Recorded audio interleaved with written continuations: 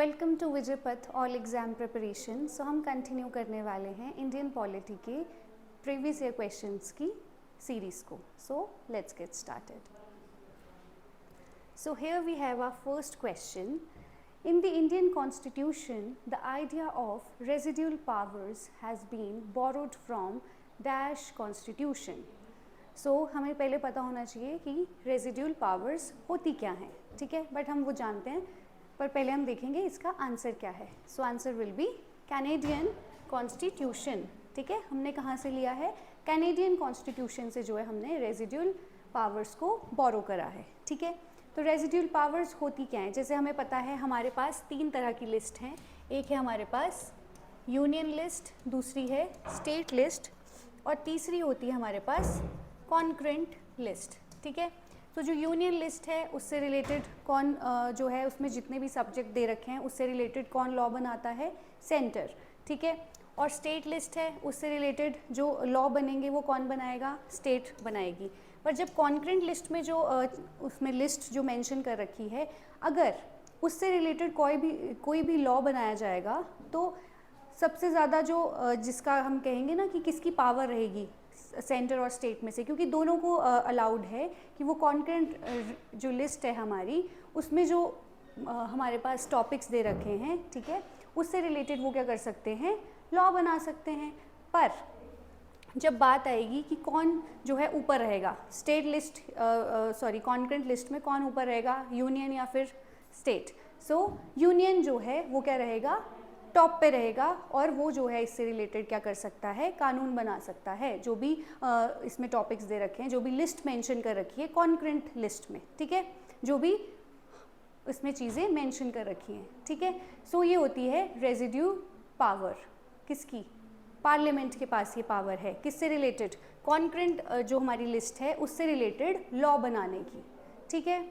Okay, यहाँ पे देखिए जो निहित शक्तियों के लिए सिद्धांत है का सर्वप्रथम जो वो है कहाँ से करा गया था? संयुक्त राज्य अमेरिका के संविधान से हुआ था, ठीक है। बट हमने इसको कहाँ से लिया है?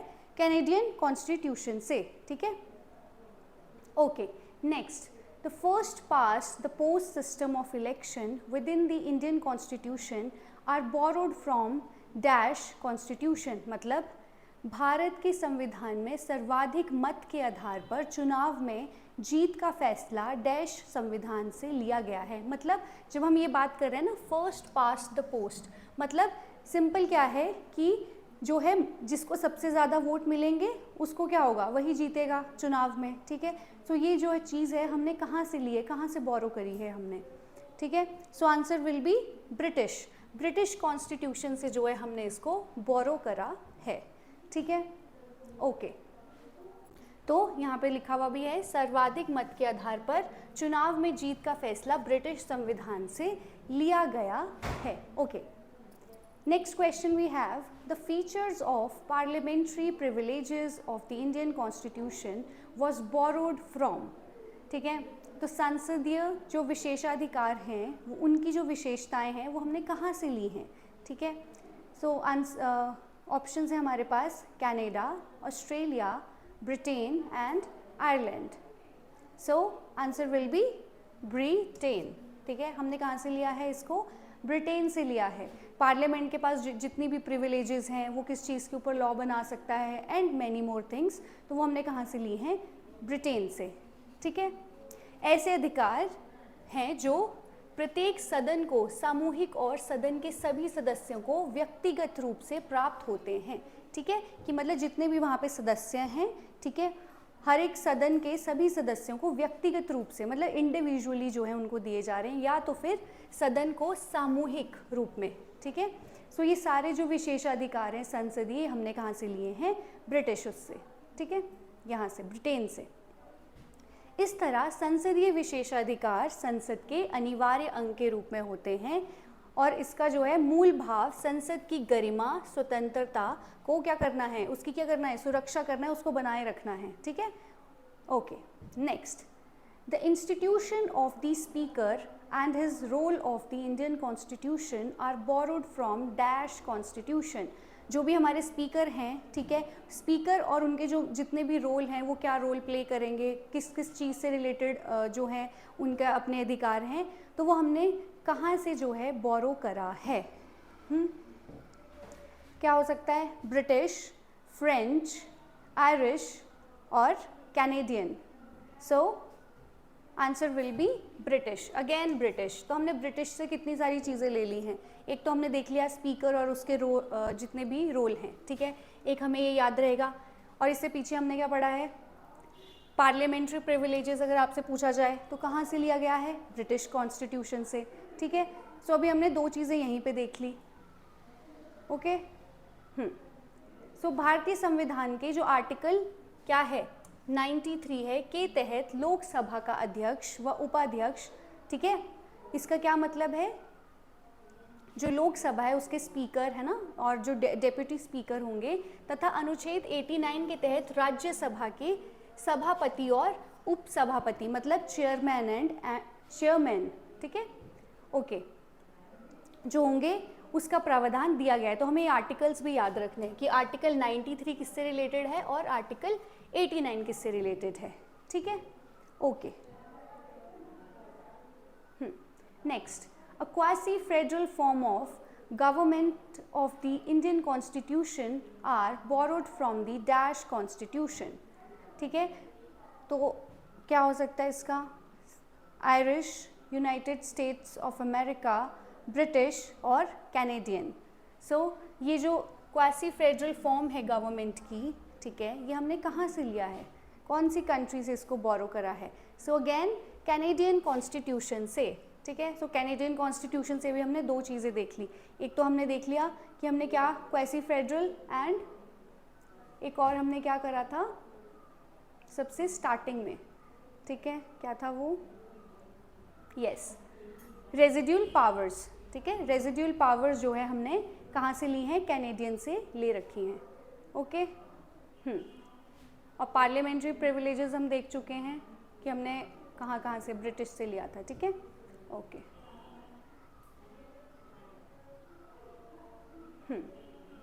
Next, the concept of public interest litigation originated in which of the following countries, ठीक है, जिसको हम बोलते हैं PLI, ठीक है, जनहित याचिका हम जिसको हिंदी में कहते हैं, ठीक है। ये क्या होती है जनहित याचिका? क्या होती है? कोई ऐसे व्यक्ति है ना जो क्या बिल्कुल जिनके साथ कुछ गलत हुआ है या उनका वो कोर्ट नहीं जा सकते या फिर डर रहे हैं कोर्ट में जाने से, तो उनके बिहाफ में कोई भी व्यक्ति जो है किसी भी, नॉट जस्ट कोई ऐसा व्यक्ति जो कोर्ट नहीं जा पा रहा है, किसी भी चीज़ से रिलेटेड, चाहे कोई इन्वायरमेंट से रिलेटेड हो गया या फिर जैसे हम कहते हैं कि कहीं जीनोसाइड हुआ है या कुछ हुआ है या उसके बारे में कोई क्या हो रहा है, कोई भी कार्रवाई नहीं की जा रही, तो उससे रिलेटेड कोई भी क्या कर सकता है व्यक्ति, PIL जो है कोर्ट में दे सकता है, ठीक है। सो ये जो चीज़ है ये हमने कहाँ से बोरो करी है? सो answer will B USA। So PLI जो है PIL जो है हमने किससे बोरो करा है? USA से, ठीक है। अच्छा, यहाँ से देखें जनहित याचिका की जो हमने ये है अवधारणा अमेरिका में 1960 के दशक में उत्पन्न हुई थी, ठीक है। जो जनहित याचिका है ना, इसकी अवधारणा अमेरिका में शुरू हुई थी, ठीक है। अमेरिका में कब? 1960 में। और वास्तव में जनहित याचिका सार्वजनिक हित की रक्षा के लिए दायर किया गया मुकदमा है, ठीक है, जो मैंने अभी आपको बताया, ठीक है, सार्वजनिक हित के लिए होना चाहिए, तो उसके लिए क्या है? ये दायर किया गया मुकदमा है। इसमें यह आवश्यक नहीं, ठीक है, ये हम हमेशा ध्यान रखेंगे कि ये ज़रूरी नहीं है कि जो पीड़ित पक्ष है वो स्वयं जाए अदालत में, उसके बिहाफ में कोई भी जो है ऐसी जो है PIL जो है वो कोर्ट में जाके वो दे सकता है, ठीक है, याचिका दे सकता है। यह किसी भी नागरिक या स्वयं न्यायालय द्वारा पीड़ित के पक्ष में मुकदमा दायर कर सकता है, ठीक है। सो ये हम ध्यान रखेंगे। और भारत में जनहित याचिका की शुरुआत किसने करी थी? इसका श्रेय किसको जाता है? जो न्यायाधीश थे BR कृष्णा अय्यर, है ना, और PN भगवती, इनको दिया जाता है, ठीक है। इसका क्रेडिट किसको हम देते हैं? जो ये स्टार्ट करा गया था यहाँ पे इंडिया में, ठीक है, तो इसका जो हम श्रेय हम देते हैं जस्टिस PR कृष्णा अय्यर को और साथ में PN भगवती को। तो हमने ये थोड़ा सा इसके बारे में ध्यान रखना है, ठीक है।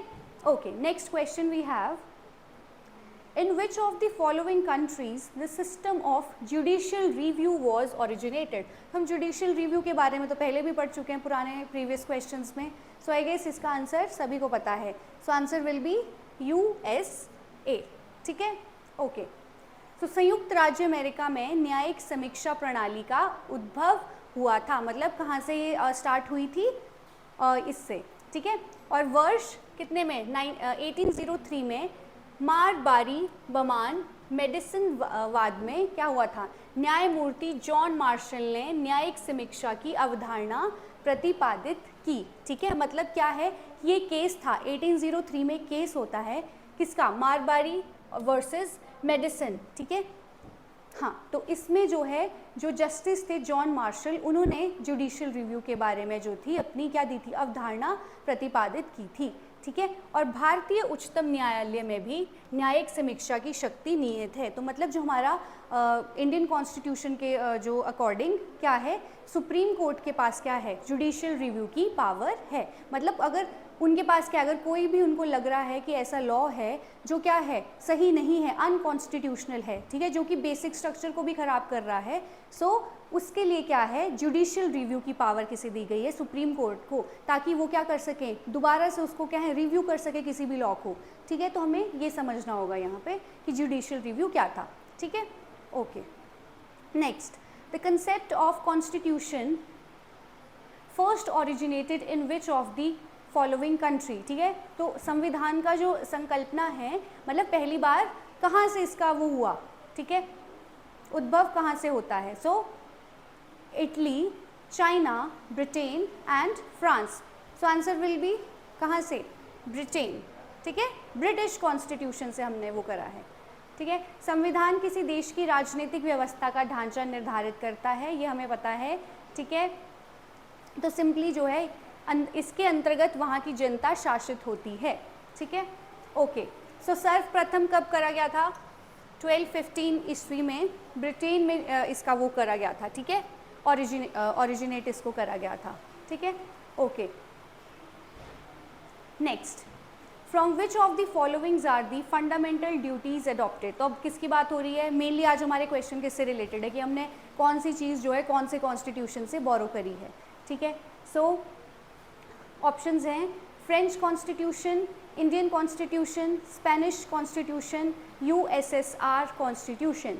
सो हमने फंडामेंटल ड्यूटीज़ कहाँ से करी हैं, USSR कॉन्स्टिट्यूशन से, मतलब रशियन कॉन्स्टिट्यूशन से, ठीक है। ओके, नेक्स्ट, ठीक है। और यहाँ से हम ये भी थोड़ा सा जान लेते हैं कि जो फंडामेंटल ड्यूटीज़ हैं वो कौन से आर्टिकल में आती हैं, 51A में, ठीक है, और किस में, पार्ट 4 में। और टोटल हमारे पास कितनी फंडामेंटल ड्यूटीज़ हैं, ये आपके लिए है होमवर्क क्वेश्चन, ठीक है। तो ये आपने हमें मुझे बताना है कि कितनी हमारे पास फंडामेंटल ड्यूटीज़ हैं, okay. Next, the concept of fundamental duties in the constitution of India was taken from, again same question है बट डिफरेंट वे में पूछा गया है, सो हमें आंसर पता ही है कहाँ से लिया है, USSR से, ठीक है, USSR। Okay, next, how many schedules are there in the Indian constitution, ठीक है, संविधान में कितनी अनुसूचियाँ हैं, कितनी हैं, कितने शेड्यूल्स हैं, 12, ठीक है। सो आंसर विल बी 12। अच्छा, ओके, सो अगर मैं आपसे पूछूं कि जो हमारा फर्स्ट शेड्यूल है, फर्स्ट, 5th एंड 6th, ठीक है, ये आपके लिए होमवर्क क्वेश्चंस हैं कि फर्स्ट, 5th और 6th जो शेड्यूल हैं वो किससे डील करते हैं, ठीक है। ओके, हाँ, भारत के मूल संविधान में कितने हैं, 395 अनुच्छेद तथा 8 अनुसूचियाँ, तथा ये आई थिंक ये पुराना वाला उन्होंने दे रखा है, ठीक है। उसके बाद जब चेंज हो गया था तो अब कितने हो गए हैं, ये भाग ही कितने हो गए हैं, 25 हो गए हैं, ठीक है। और अनुसूचियाँ हमने अभी देख लिया कितनी हो गई हैं, 12 हो गई हैं, ठीक है। और articles more than almost 400 something, है ना। ओके, सो हमने ये ध्यान रखना है। और मैंने आपसे सवाल पूछा है कि आपको फर्स्ट, 5th और 6th जो है आप मुझे बताएंगे, ठीक है, शेड्यूल्स।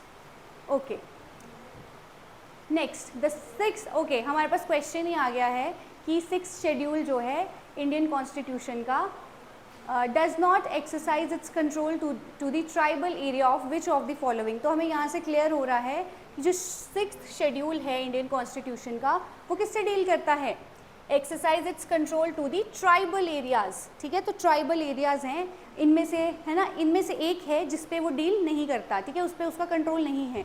ठीक है, तो हमें वो बताना है, फिर हमें उससे पता चल जाएगा कि किस किस में जो है 6th शेड्यूल जो है यूज़ होता है। ठीक है, ओके, तो आंसर विल बी मणिपुर। ठीक है, सो मणिपुर जो है 6th शेड्यूल में नहीं आता। तो इसका मतलब ये है कि त्रिपुरा, असम और मेघालय जो हैं किस में आते हैं, 6th शेड्यूल में। ठीक है, सिंपली ओके। तो संविधान की 6वीं अनुसूची में असम साथ में कौन था, देखो अब यहाँ पे इन्होंने मणिपुर दिया है, इसकी जगह और क्या आएगा, मिजोरम। ठीक है, ये ध्यान रखेंगे, मणिपुर की जगह क्या है, मिजोरम। ओके, असम, मिजोरम, मेघालय और त्रिपुरा राज्य की जनजातीय क्षेत्रों के प्रशासन के बारे में उपबंध किया गया है। ठीक है, जबकि मणिपुर इसमें नहीं है, ये ध्यान रखना है, इसकी जगह क्या था, मिजोरम था। Okay, so that is it for today. Thank you so much for watching.